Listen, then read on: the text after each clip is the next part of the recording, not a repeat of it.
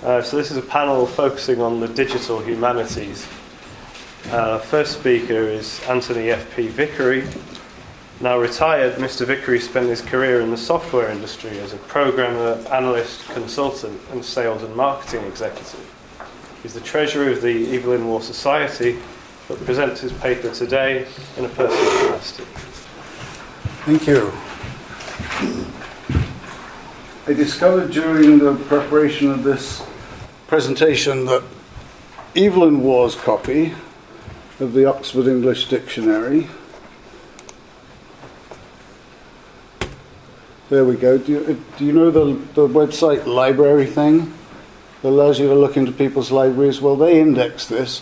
His copy was the first, it was 1933. They say 13 volumes, but it's actually 12 volumes of words and 1 volume supplement.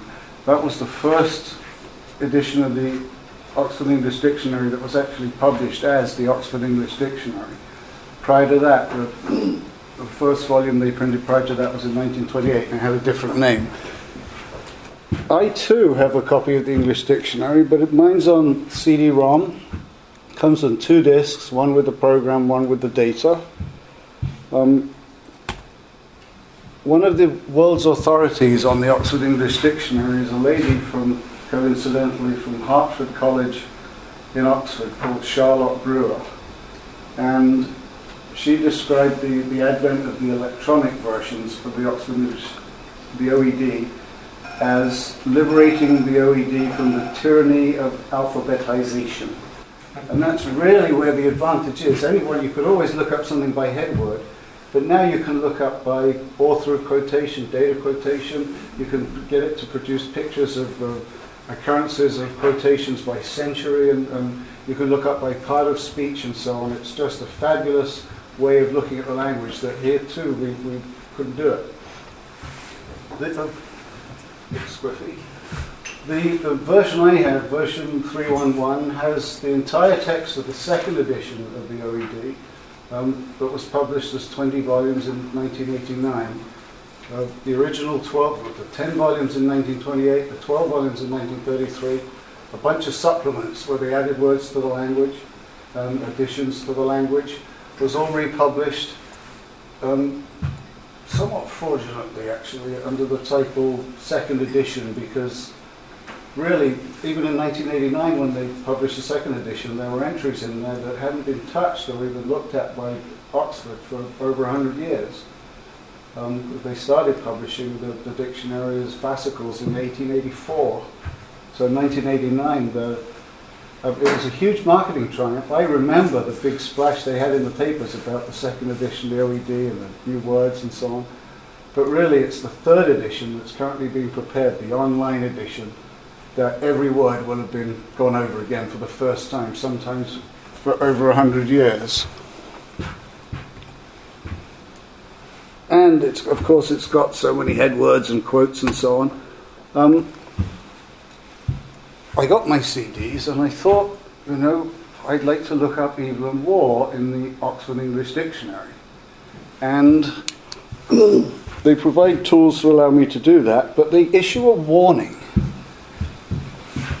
This is critical if you're using the electronic versions of the Oxford English Dictionary. Work titles and authors' names are quite often variable.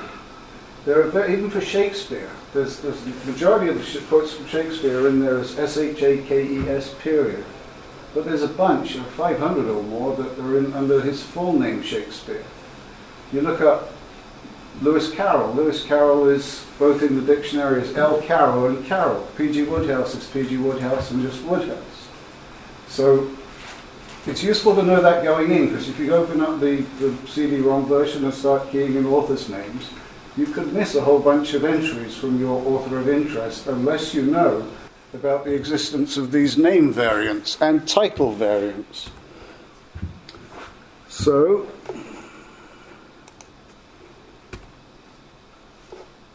you do a search in the full text of the OED on CD-ROM for Waugh, you get 826 hits. Only one of them of You get 809 hits if you do a search in quotations, but 826 if you do a search in full text. The only one in the full text, the 17 difference, it's of interest to us, is Waugh. Even the most current manifestation of the OED, the online one, doesn't yet contain the word Wavian. Even though, as of last week, there were 1970 versions of it, of Google returned, for the compound search term Waugh and Wavian, but we're still waiting for Wavian to hit the OED online, the version, the third edition.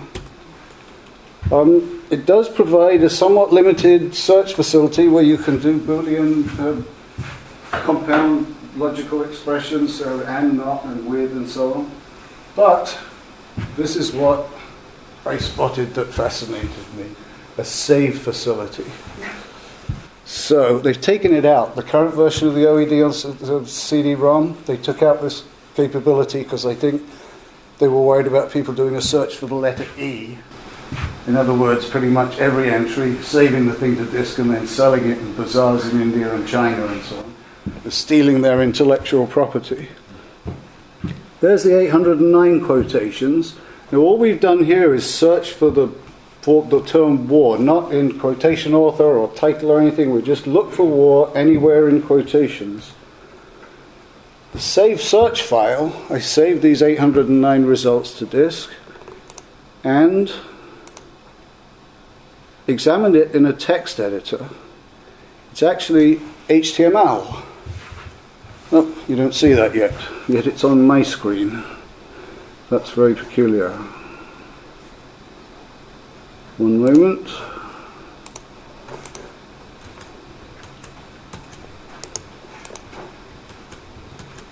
No, we might have to skip that. I've opened up another application and should be I'm using Control Tab.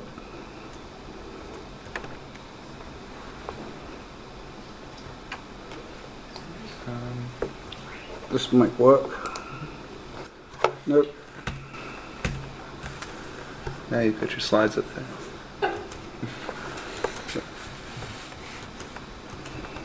There we go. It's HTML. So if you've saved any in Microsoft Word these days, you can do a save and save as HTML. There's all these markup brackets in angle brackets that say make it bold, stop making it bold, make it uppercase, make it lowercase, things like that. Now, you might be able to see represented in here some data. For instance, there's a date. Off to the right somewhere, you'll see Waugh and the name of a book of his or someone else's book. This is what I decided to use as the input to a program that I wrote to read this HTML file and squirt it out in a way that it was interpretable by Microsoft Excel. I know there's mostly literary types here, but we're all familiar with Excel, with the spreadsheet capability. Good. We run this.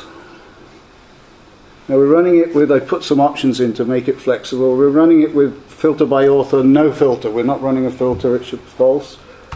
We'll run it. And it reads the input file. We'll look at a couple of records just to show what's going on. This will take a second.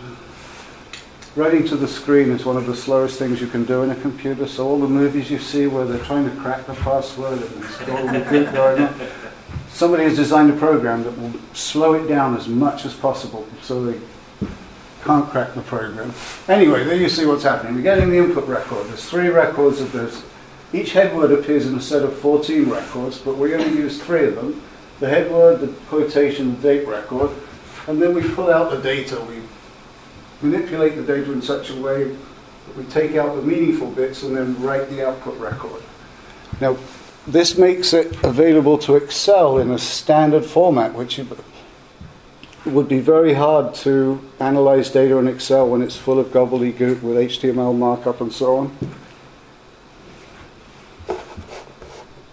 Let's go back to the... No.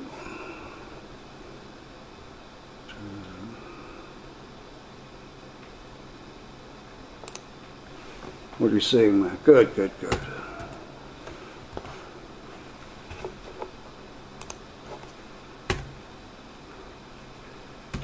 Remember the warning about titles and names?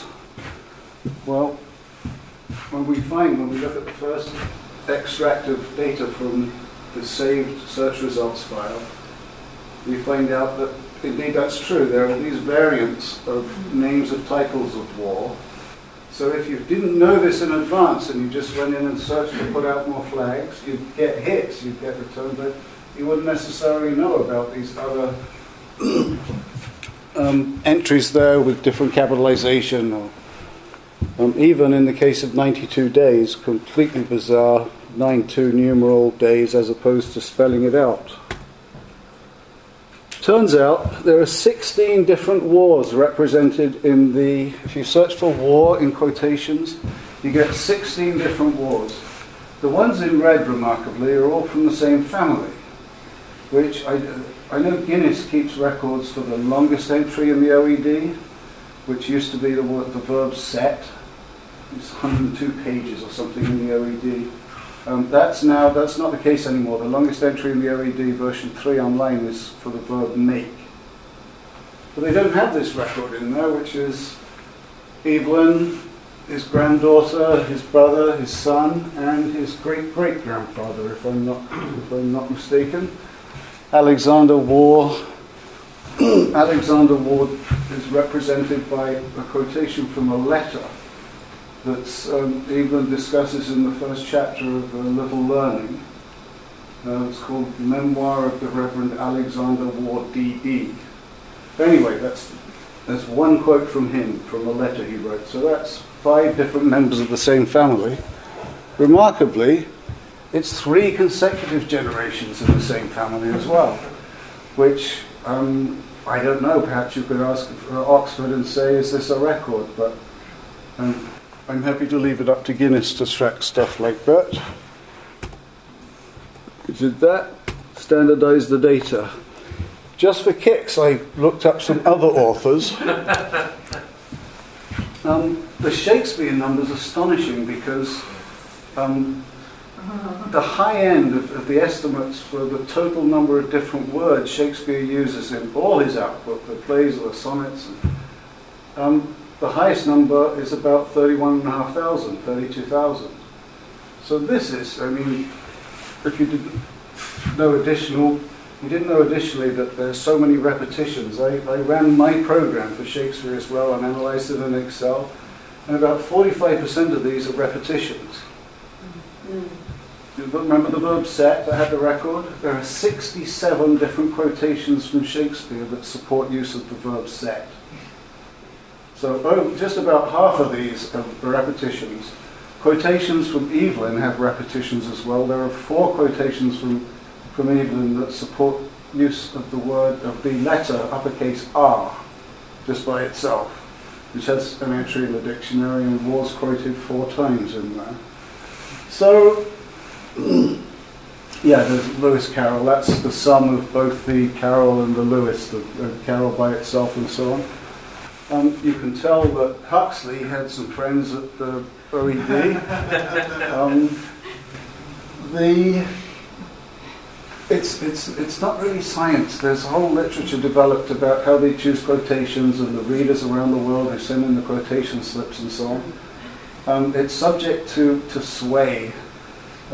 Margarita Lasky, of late fame, is reputed to have submitted 250,000 quotation slips to the OED. She was a great devourer of murder mysteries and detective stories. So from the classic days of the British murder mystery. So you go in there and you search for Marjorie Allingham, Michael Gilbert, Michael Innes. Even I found 22 quotations from Freeman Wills Crofts, who is probably not much read these days. But anyway, you can see certain things. One is the definite influence that Margarita Lasky had on the selection of quotations in the OED. Hold on, let's go past this. I found 4 different ways in which Evelyn is represented in the Oxford English Dictionary. The first is the one that I assumed I was going to be looking at when I started this project. Words he wrote that were published in his books, his diaries, his letters, and his essays, reviews, and articles. There's one word that Evelyn wrote, but it's not quoted from a work of his. This chap was one of the co-owners of the Haywood Hill bookstore. And in Price Jones, does anyone know how to pronounce that? Is it Handicide, really? I thought it might be one of these tricky English things. I was supposed to call it Handish or something like that. Anyway, he quotes a note that Evelyn sent to him about some salacious book called Candy. And so he suggests, he encloses a newspaper cutting and something, a review of it, and says, well, if you show them this cutting, then perhaps people will spend more money on this. Anyway, so that's a word that Evelyn wrote, but it's not from one of his works. The third category is words other people wrote that are quoted by Evelyn. And there are only two examples of that. They're both from Knox. One's a letter by Knox, and one's a letter by a fellow who's identified in Knox as C. So that was curious. I hadn't thought I would encounter such things as this on the way through. But this is the area, the next one. References to Evelyn in quotations from other people illuminating usage of words that have really no association with it. They're not quoted from anything he wrote. They're not quoted from people he quoted in his books. Like this tick, again in Price Jones. Roger Fulford recalls, he said, how often at school I heard the phrase, that beastly little tick Waugh, or something.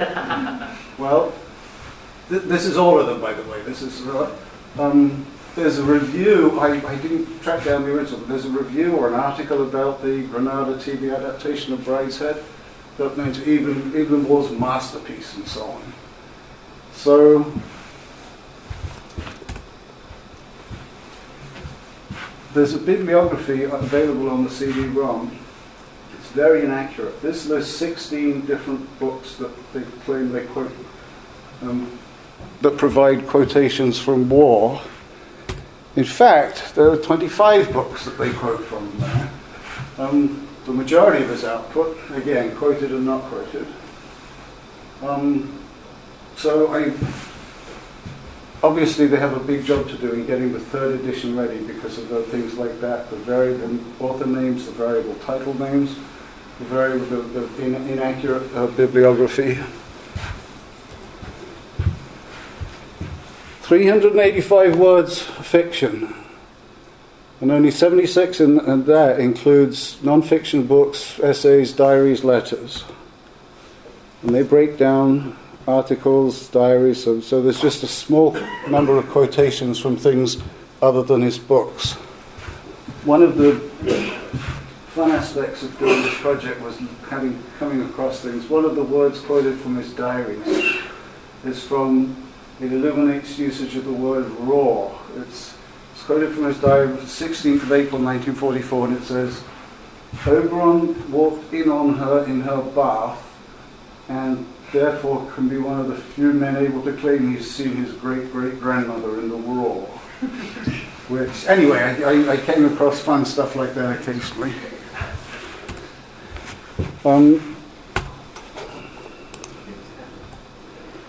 And this is the beauty of preparing data in a way that's acceptable by Excel. Because once it's into Excel, when you've got all the names standardized, and you just press a few buttons and you can look at data pictorially. 86, now this is only of his books, we've forgotten about the diaries, letters and articles. 86% of the work they quote, of the quotations they draw from Waugh, come from his fiction. And this is illuminating as well in a way. His publishing career spanned 40 years, exactly. But 80% of all the quotes they have come from exactly the first half of his career. And actually it starts. They don't have any quotes from 1926, but his first book was published then. up to 1945. But 80%, so only 20%, the first 20 years of his career, 80% of the quotations, and the rest, the remaining 20%, from later.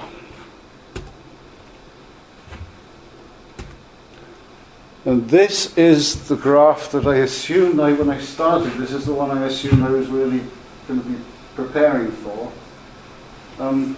Number of quotations by title. And I was quite surprised that Pomp is the number one entry there. I don't, obviously there's no right answer to it, but it is whatever it is. But Sykes tells us that occasionally Evelyn used to refer to it as Pomp. So that was a good choice to use. Instead of using the full book title in order to make nice neat labels in Excel, you have the shortening done. The green colours is non-fiction. The rest, a bunch of just one entry each. When the going was good, Pinfold, Mr. Lovely's little outing, and so on. I used that software, nothing special, just a regular old IBM PC running some version of Windows. That's what's running there. I use a 64-bit version that works fine on 32-bit if you're still running 32-bit software. That version of the OED, the language I wrote the program in is called Ruby, and it was developed in Japan in the mid-1990s. And one of the fabulous things about it is, even if you're not a programmer, you can download one executable to your computer, run it, and it installs Ruby. It's just super simple. Once it's there, you can write programs, run programs. Unlike very many development environments for writing code, they're not like that at all. Something I'd like to do after this project, you're familiar with network analysis, like that. Remember? This is from some art exhibition where they tracked all the knowledge to have this person knew that person. They either they were a relative, or they worked with, or they corresponded with. Well, it struck me that this might be fun to do in the DMB. There are 121 entries in the DMB that reference Evelyn Waugh. One of them's his own entry. So these are the 120 that reference Evelyn Waugh. And the ones in red are the ones in Evelyn Waugh's entry that he references. Now there are some surprising omissions, or Nancy Mitford's not mentioned in Waugh's entry. Is Martin still here? Okay, Martin wrote the entry for Waugh in the DMB, so I'm not suggesting, by the way, Martin, that I think she should be in his entry. I'm just observing that she isn't. Nancy Mitford's not mentioned. Diana Cooper. I wrote the entry for Arthur. We didn't have that up, and I definitely mentioned even more than that. Where's Arthur? That's what I'm saying. It's not to be there. Oh, that's surprising. Gotcha. I'll be skipping dinner tomorrow or tonight. I'm going to be back in where I'm doing it. Diana Mitford, her entry doesn't, his references her, but hers doesn't reference him. Anyway, it would be fun to do that. This one's kind of boring because it's only one level deep. It's when you get the next level with who knew each other in there. And I'd also like to do this. The same kind of analysis on the most up-to-date version, the online version. The current version of the CD-ROM that you buy isn't the third version. It's still the second edition of the OED. So all you're getting is a prettier interface and perhaps a little bit more functionality. But it was a project that was... It was fun. I used to write programs for money, and this was sort of took me back to the day of having to sit down and think algorithms and things. There is the program, and there's the key that made it all possible. It's fairly easy to distinguish authors. They have the same name. There are two authors in the OED that are named Waugh. Evelyn, of course, whose first publication is 28 and his last is 64. But there's also a fellow called Edwin Waugh, who's a Lancashire poet. His first entry is from 1855, and the last one is from 1881. So to a program, it's dead easy to distinguish these two Waughs. You just say if date's less than 1928, ignore the record. But there are two Waughs in the dictionary as well, and their publishing dates overlap. Alec Waugh and Oberon Waugh. Alec Waugh's first publication is 1917, and his last is 1978. Oberon's represented by 4 quotations from his 1960 novel, The Foxglove Saga. This presents a problem for the program. You can't, the dates are all mixed up. So we do this. We take all the variations, remember the title variations? Put them there. If we come across 92 or 9, we write out this with remember the title code. That's the key to making this reusable with other authors, not just Evelyn. And I don't know, it's not like a breakthrough on a scientific level, but it really, once I understood that I couldn't rely on author, I couldn't rely on date, then the only other field I could choose from was title. That's it. Thank you so much.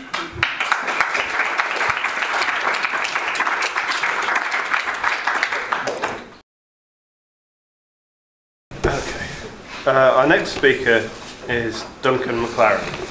Since the age of 30, Duncan has been a writer usually concerned with the creativity of individuals in either the visual or the literary arts. Out of this have come the books Personal Delivery, The Strangled Cry of the Writer in Residence, and Looking for Enid, as well as websites focusing on contemporary artists George Shaw and Paul Noble. Duncan's latest book, Evelyn! Is officially published on May the 1st.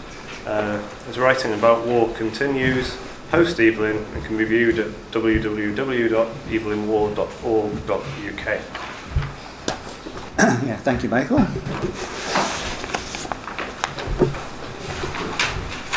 I'm absolutely weak with hunger. I hope that doesn't affect my performance. I suppose we're all getting quite hungry now. Right now.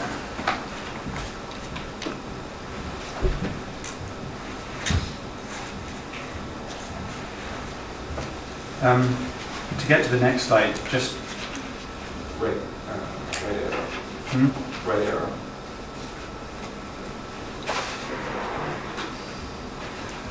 Okay.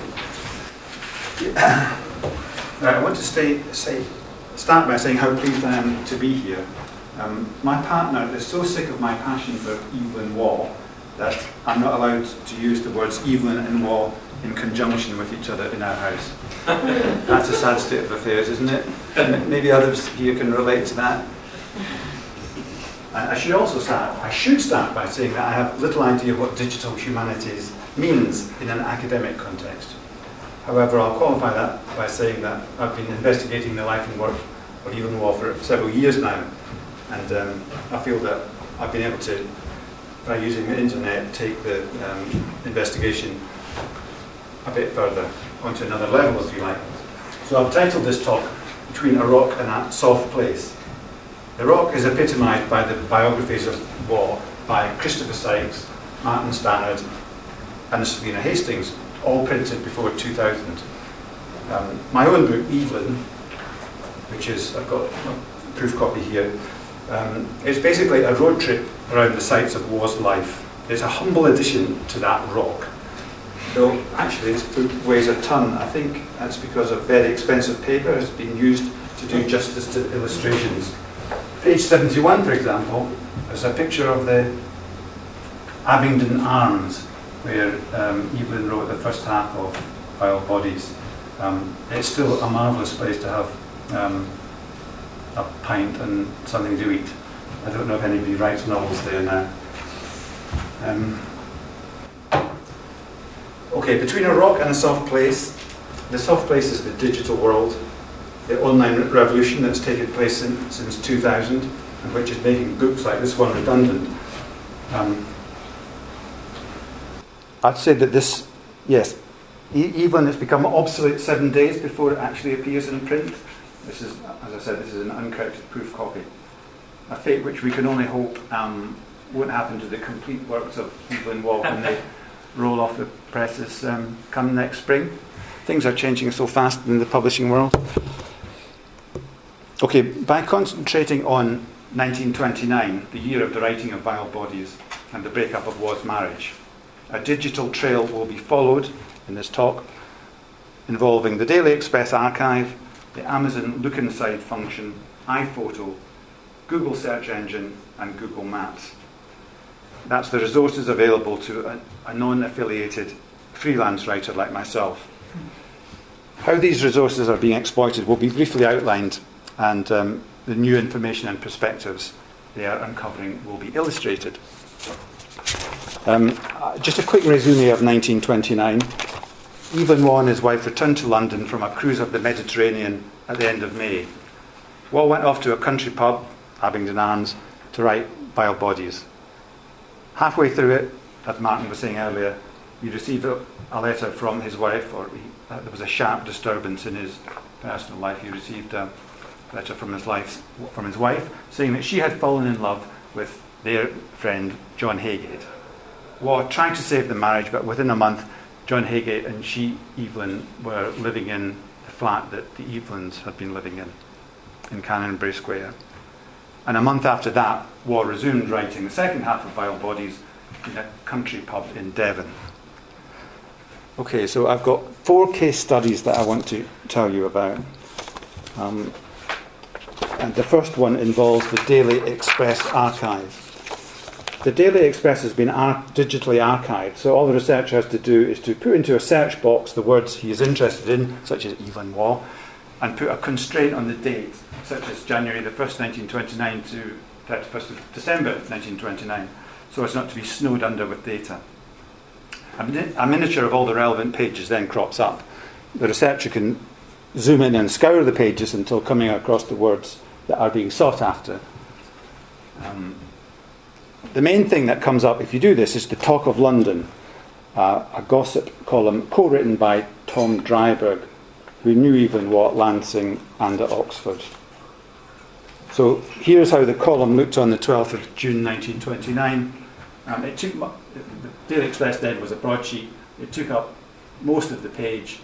The only other stuff on the page is adverts, and this is very prominently placed in what was at the time the best-selling newspaper in the world. It's most of the 4th column there that concerns Waugh. It name-checks Decline and Fall and Vile Bodies. It tells the reader that Evelyn has settled in the country and has made a good start to his new novel. It also tells the reader that Nancy Mitford has moved into the spare room at the Waugh's Canonbury Square flat. Now, Waugh crops up in the Talk of London 6 times in 1929. It almost amounts to a diary of Evelyn's social, personal and professional life, appearing in, as I say, the world's best-selling daily newspaper. So it's fabulous publicity. Now, John Haygate also wrote for the Daily Express, and if you search for him, you realise he wrote several features for the paper, including one on the 10th of July. This is when it's thought that she, Evelyn's letter, arrived at the Abingdon Arms, saying she'd fallen in love with John Haygate. So on the 10th of July, Waugh may have had the doubly dubious pleasure of reading a Dear John letter from his wife and a piece in the Express written by Dear John Haygate.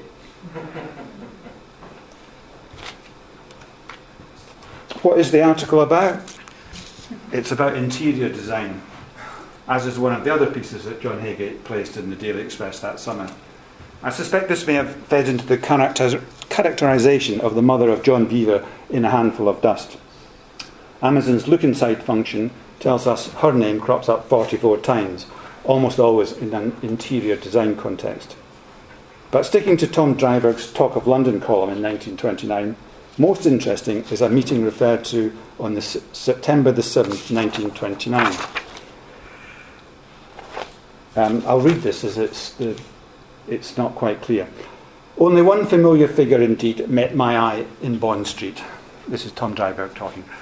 It was that of Mr. Evelyn Waugh, author of Decline and Fall.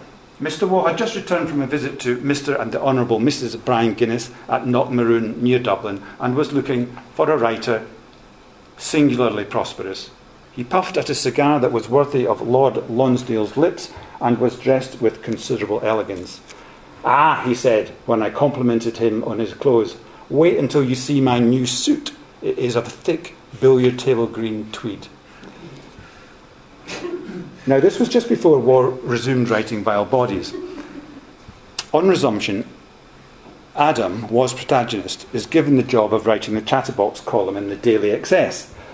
Green bowler hats are mentioned 7 times. Surely Waugh was intrigued by this meeting with Dryburgh, or if not the meeting itself, then reading about it in the next day's Daily Express.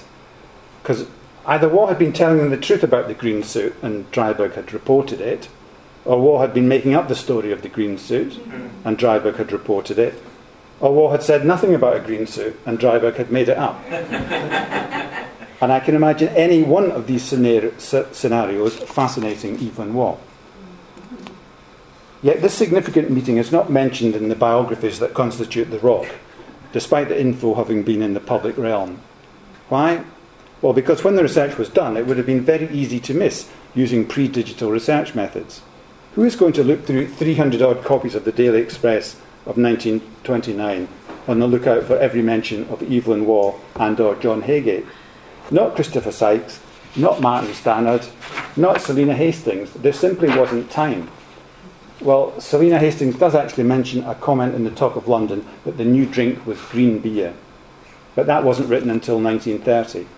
And it's less interesting that Tom Dryburgh may have been influenced by Vile Bodies than Tom Dryburgh may have influenced the construction of that novel. Now, thanks to digitalisation, the researcher effectively has thousands of eyes on the case. Now, there is time to look through every page of the Daily Express, and that should bring to light other things of interest, not just in 1929, but really every year from then on. Okay, now I'm moving on to case 2 now, which will involve iPhoto, the Google search engine, and the Amazon look inside function. Here is a photo of Evelyn Waugh's Canonbury Square flat, or the Waugh's Canonbury Square flat, taken by Evelyn Waugh, I believe, at the end of July 1929. It's been in the public realm for at least 42 years, as it appears in David Price Jones' book, Evelyn Waugh and His World. What has been said about it? Well, much has been said about the portraits on the wall. I think Martin mentions them. They're all of either he, Evelyn, or she, Evelyn. That's the photo just taken after the marriage, and these two are portraits by Henry Lamb. If you use, so much has been said about them, but nothing's been said about the decorative plates on the mantelpiece. I don't think anything has anyway. If you use iPhoto to have a close look at them, it looks as if they could be Victorian figures.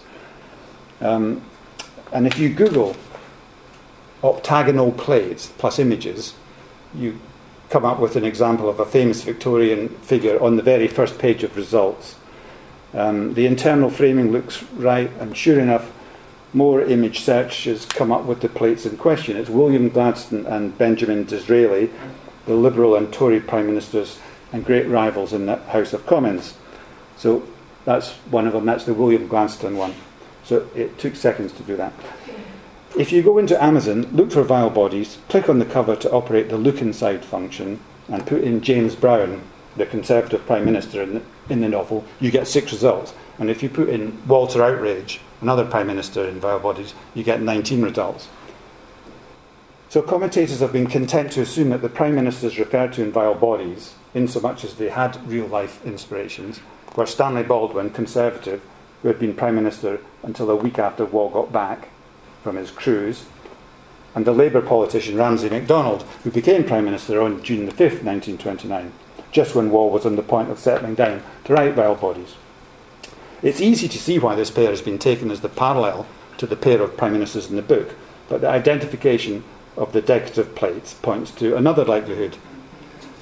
Arthur Waugh, Evelyn's father, was born in 1866. By the time he was reading Dickens every night to his sons, Evelyn and Alec, around 1910, he was 44 and Disraeli and Gladstone had been Prime Minister for more than half Arthur's then life, and I expect Arthur let young Evelyn know as much. Did he bore his son with political talk to the same extent that he did with his Dickens obsession? I don't know, but it wouldn't surprise me that Evelyn had a good old retrospective dig at Disraeli and Gladstone, especially Gladstone. William Gladstone was the subject of scandals when he was in office due to his passion for helping prostitutes, while Walter Outrage, in Vile Bodies, is shown to be unhealthily sexually obsessed with Japanese women. It seems to me that Waugh is careful not to say that Walter Outrage is a Labour politician. I think he wanted ambiguity as to whether he was Labour or Liberal, Ramsay MacDonald, inspired by Ramsay MacDonald or William Gladstone. Now, the information about the plates has always been there, but as far as I'm aware, it's only just come to light. Why? Well, it only takes seconds to Google octagonal plates, but in pre-digital times, a researcher would have had to get maybe a photographer to make a good enlargement of the relevant bit of what is a small photograph, choose a decorative arts expert, hope that this expert would pay some attention to their query and wait for them to reply to a letter. A cost-benefit analysis on all that would have told the researcher not to blooming well bother. And something significant about the way Waugh went about constructing his fiction would have been and has been missed. Case 3. This is going to involve the Google search engine and a digital photographic archive. The Rock tells us that Waugh went to the Belfast TT road race in August 29 when he was recovering from the dreadful news he got from his first wife and trying to reorganise himself and get back to writing Vile Bodies. The Rock, both Rocks actually, by which I mean Selina's book and Martin's, suggest that he was probably accompanied by David Plunkett Green and Alistair Graham. If you Google Belfast Tourist Race 1929, top of the search list is a PDF file of the official programme. I don't suppose earlier researchers knew of the existence of such a document. Where in the library would it be found? However, it's become obvious to me that Waugh was referring to this programme when he wrote the long Chapter 10 of Vile Bodies. In Vile Bodies, the name of the English car that Adam and his group are supporting is a Plunkett blouse.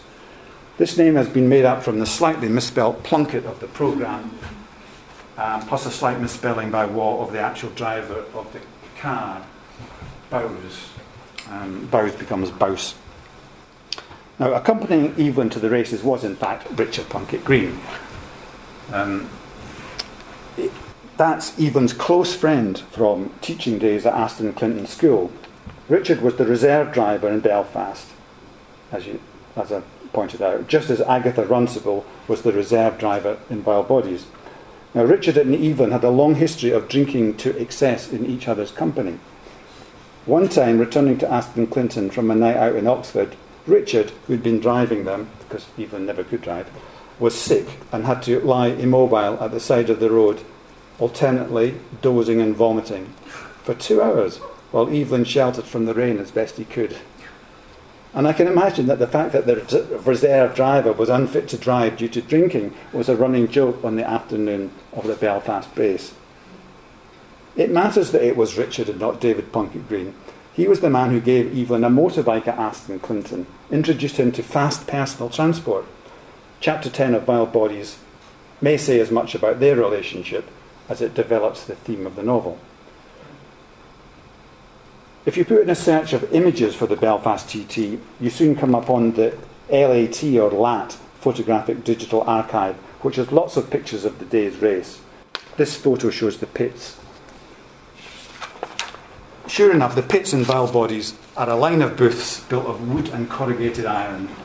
Cars are surrounded by mechanics and spectators. Officials hurry up and down, making entries in their lists.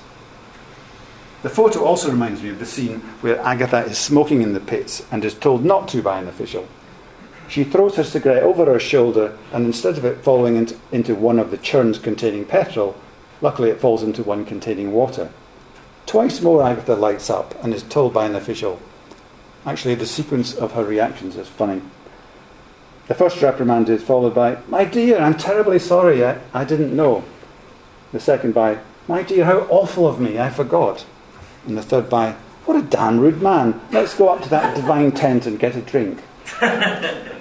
I can't help wondering if Richard made the same kind of remarks to officials on the day of the race itself. The picture shows that there is no number 13 pit, because there's no car 13, as that would be unlucky. And so Evelyn chose a car 13 to be the one driven by reserve driver Agatha Runcible, as Evelyn famously made that cover drawing. Did Richard get to drive the car number 38 in Belfast? I can hear Evelyn Waugh giving his friend encouragement. Go on, Richard, it doesn't matter how drunk you are. You don't imagine any of those flashy Italian drivers as sober, do you? There's no question that you build up a picture of Chapter 10 of Vile Bodies thanks to the LAT Photo Digital Archive. The photos of the event would have existed in pre-digital times, but they would have been much less accessible to a researcher. Now they are just a few clicks away from wherever you are. I was looking at them on the train coming down to Leicester today. Actually, I didn't, because I refused to pay for the online connection on the train. So, anyway, case 4, Google Maps and the Street View camera. Waugh came back to the UK from Ireland, where he'd been both visiting the Guinnesses at Knockmaroon and at that Belfast GT race. And as I said, he bumped into Tom Dryburgh on the 6th of September, and soon after that he was installed in a pub called the Royal George in Appledore, Devon. I doubt if Martin Stannard or Selina Hastings thought it was worth visiting the pub. I didn't when I was writing Evelyn, having stayed so long at the Barley Mow where Waugh wrote Decline and Fall. But now, casually visiting a place is made so easy due to Google Maps and the Street View camera.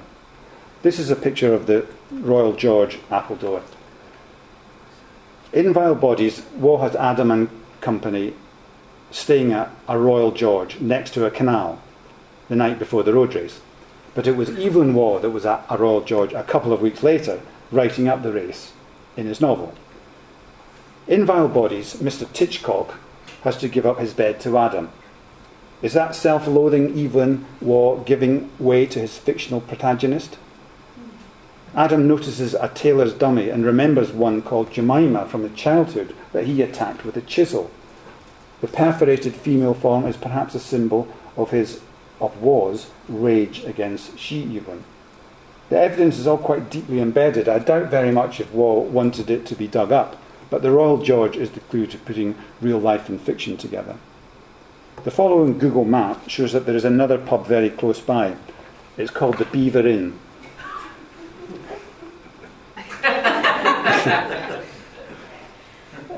Every day Waugh was writing about Ginger Littlejohn, and no doubt had the character in his mind as he took a daily constitutional. The word beaver may have become associated with Ginger Littlejohn, who is effectively John Haygate. So when a couple of years later Waugh was revisiting the impact of she-Evelyn's adultery, he chose the name John Beaver for John Haygate. This parallels how he came up with the name Margot Bess Chetwynd in Decline and Fall. I don't know if you noticed, but in the 1983 TV biopic about Evelyn Waugh, Tony Bushell tells the viewer that when Evelyn was at Hertford College, Oxford, two of the men in residence at one staircase were called Best and Chetwynd. Waugh saw the conjunction of names every time he walked the quad, and it stuck in his mind to be used in a book later, just as Beaver seems to have done so from his time at Appledore. Although it's long been established in The Rock that actual events fed into Waugh's fiction, digital resources allow greater pinpointing of the vital biographical stimuli and encourage more consideration of the interrelation of biography and text. In particular, Google Maps and the Street View camera allow the researcher to follow in Waugh's footsteps. The Google search function allows one to research out of the box. Think octagonal plates on Belfast TT 1929. And newspaper archives gives vital information about Waugh's location and meetings. I want to just add a note about another resource, Adobe InDesign or Photoshop. First, let me invite you to an 1860 party at the Guinness's house on June the 25th, 1929. Here is she, Evelyn, dressed as a Victorian child in trousers. Later that night, she, Evelyn, Nancy Mitford and John Haygate went on to another party on the Friendship, a boat moored at Charing Cross. John Haygate is in the middle of this picture. That night, a compromising photo of she, Evelyn, with John Haygate was taken. That's the couple in the background of this photo.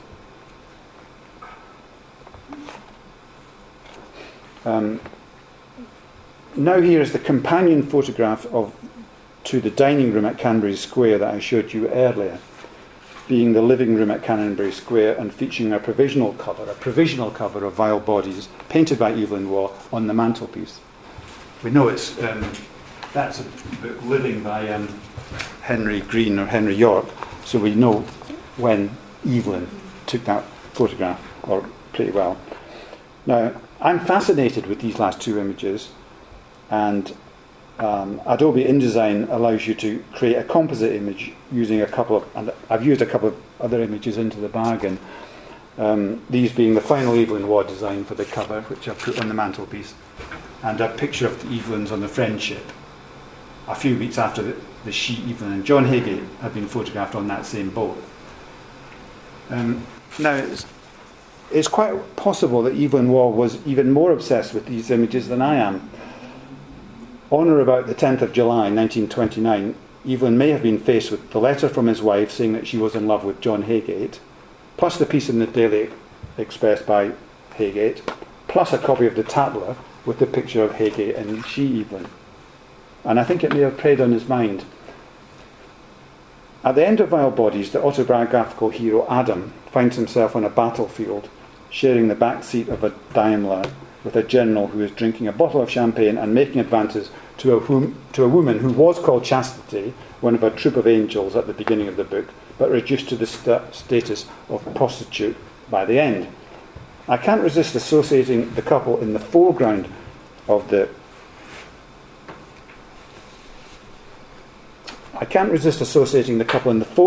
Tatler photo with the penultimate line of the novel, and Chastity, in the prettiest way possible, fingered the decorations on his uniform and asked him all about them. It's a gift, really, that image. The actual couple, she, Evelyn, and John Haygate in the background, the fictional couple, Chastity and the drunk major or the general, in the foreground. And I can just sense the way Evelyn's mind might have got obsessed with that image and bounced off it. Anyway, that's the end of my talk. But everything I've said today is gone into in more detail on the website that Michael referred to at the beginning, which was www.evelynwaugh.org.uk. Okay. Thank you. Okay, thanks for two really interesting and instructive talks, I think. We've got about maybe 5 minutes for some quick questions. If anybody has any? I found the answer to the anomaly that Alexander pointed out.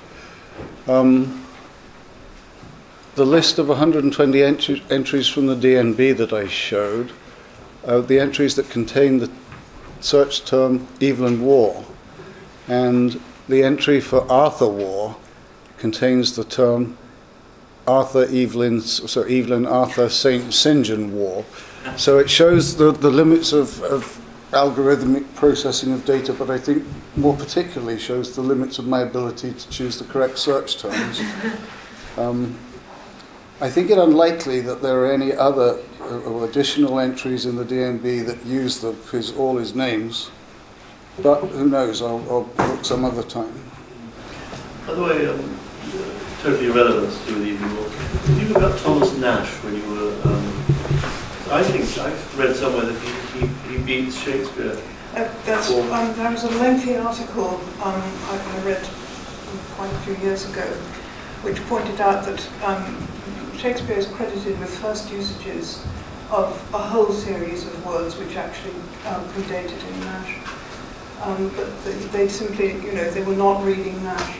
Predated in Nash according to the Stratfordian. In the first... Sorry.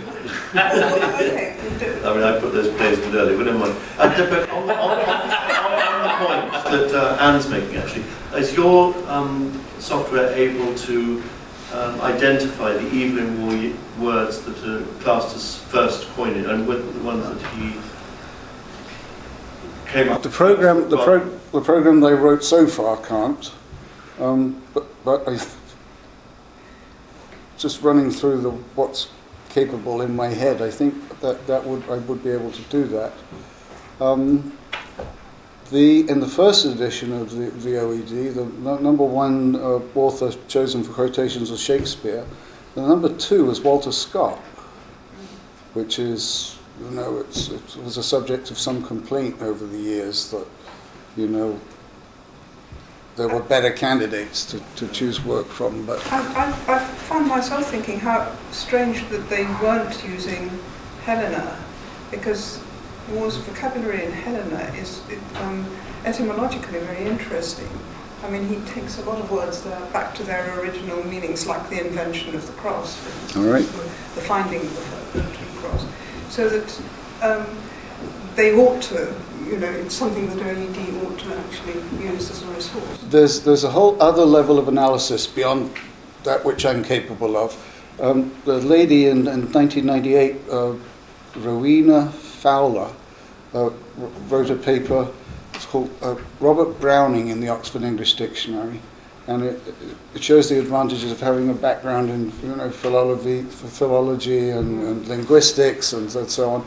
That basically I got a hat. I put the OED in it. I sprinkled it with some magic program code, and I pulled out some graphs in Excel.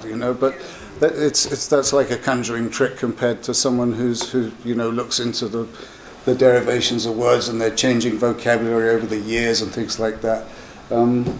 I just performed a little magic trick, but it's not in terms of analysis. It's about as useful as weighing the books. So. Well, I was just going to suggest a kind of a brief possible future meeting between the outcomes of the project and digital methods, unless Martin tells me this is something we're not allowed to do. But just thinking, once the editors have finished checking our re-keyed versions of all of the novels and in due course all of the books, that's therefore a set of entirely accurate, machine-readable Evelyn Waugh texts. So now I have to say, the slight reservation for that is that I think a lot of the methodologies for using computers to read literary texts in bulk produce so far really uninteresting answers. I don't think we quite know how to do it in interesting ways, but nonetheless, I mean, I'd just really be interested. I mean, something I'm going to do when I get around to it, to just put the text to decline and fall and see how it looks as a word cloud. That might show me something interesting that I wouldn't get just from reading the text in a convention. You said a word count. Word cloud. Cloud. All right. Yes. Well, if you put it into a program, it eliminates common words such as in and at and the, and produces a visual representation of the words used most frequently. So I would imagine that probably penny feather would be the word that occurs most frequently in decline and fall. You can eliminate proper names too, but it just gives you a kind of a snap reading of, if you could see every page of your novel simultaneously together, what would jump out at you. A computer program can do that. Yeah. Can't it? And it's also very pretty. Yeah.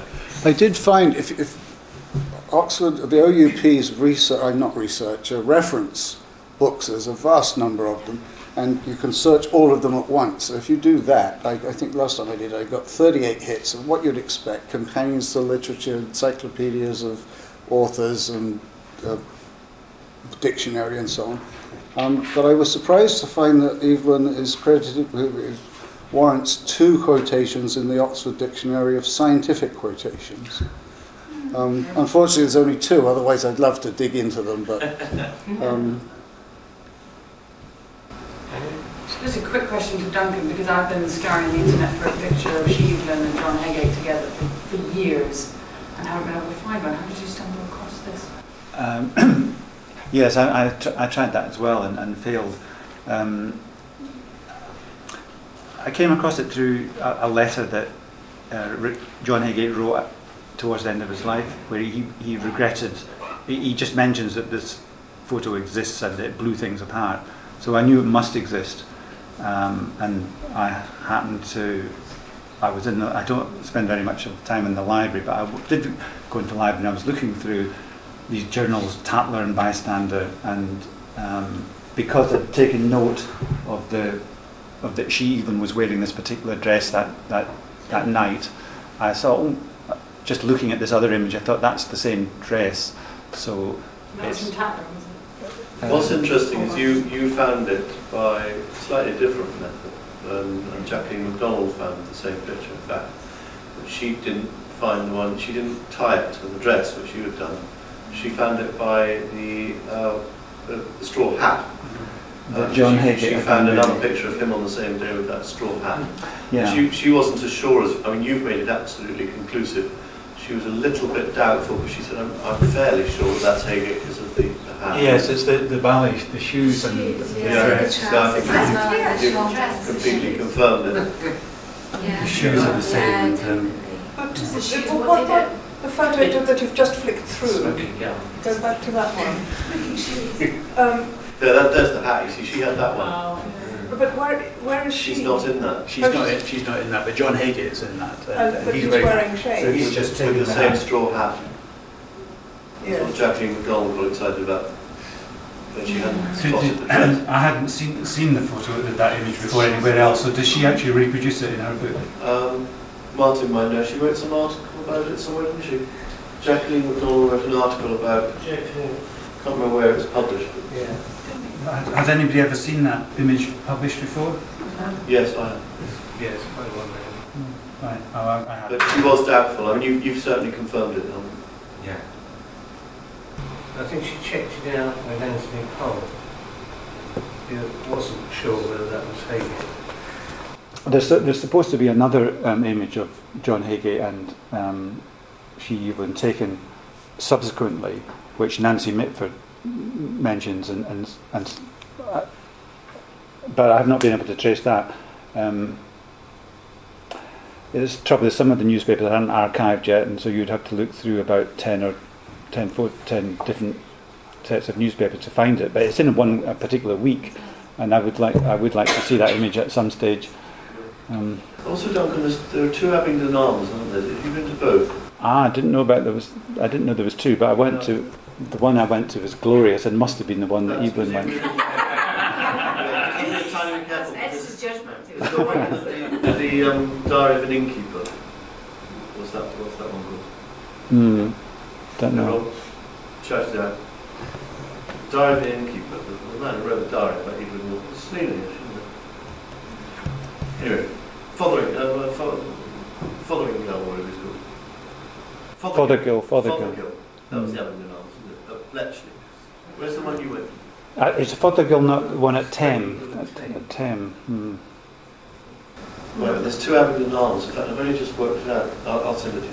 Sorry. There's obviously a pub crawl here for the website. Well, he was definitely at both.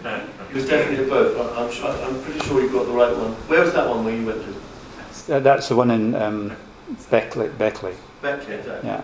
There's another one. A lot of the pubs that Evelyn drank in are still around and still glorious because they're great buildings. He obviously had an eye for wanting to drink in special surroundings, and they tend to have been able to sort of still exist 80 years on.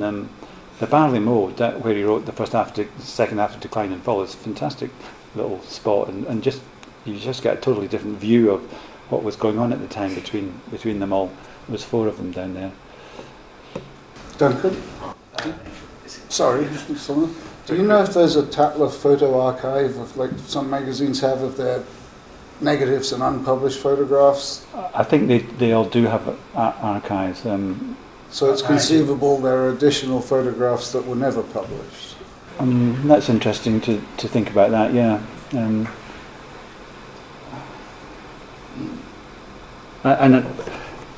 So some of this research comes through. When my book was going to be published 4 years ago, Alexander was kind enough to just send me 2 or 3 images for publicity purposes, and I feel that I've sort of crawled all over them, really got a lot out of them, and you've probably got lots more at home, and researchers like me would love to have a chance to look at them and to say, because you never know what you're going to turn up with these. But possibly you thought, oh well, these ones are particularly interesting, so these are the ones to. My father lent most of what he had to biographers and people, so an awful lot of them appear in Selina's book. But I've got some things, some quite good ones at Piers Court, before and after his renovations on it. Well, I'd be fascinated to see them. Just be in touch with you. Okay, we better. I think probably better wind up there. Duncan, before Waugh went off to the race at Belfast, there was kind of gossipy talk that he was going to write an article about it. Did you ever pick up any indication that he wrote something about the race? No, and he so obviously has written about the race in that chapter 10 of Vile Bodies. Yes, but this he was going to write an article. Yeah. No, I don't. I suspect you would have found it. It was a long shot, so I've looked for it for years. Okay, let's wind up. Thanks very much, and thanks to our two panelists.